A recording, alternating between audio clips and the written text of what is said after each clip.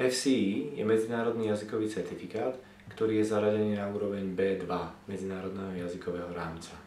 Skúška samotná pozostáva z 5 častí. Každá z týchto častí nesie hodnotu 20% výslednej známky. Prvou časťou je čítanie, ktoré trvá hodinu.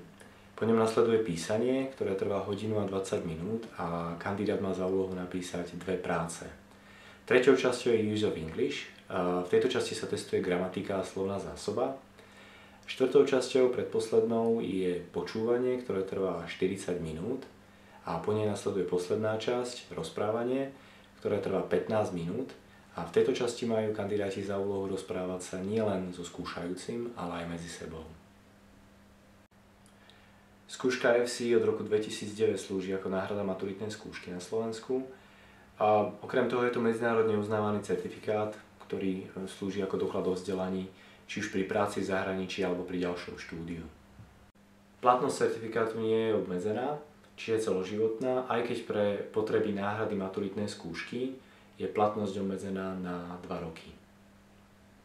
Úspešné zvládnutie skúšky, to znamená minimálne 60%, preukazuje, že kandidát je schopný pracovať v anglicky hovoriacom prostredí alebo študovať na úrovni vyššie pokročilého.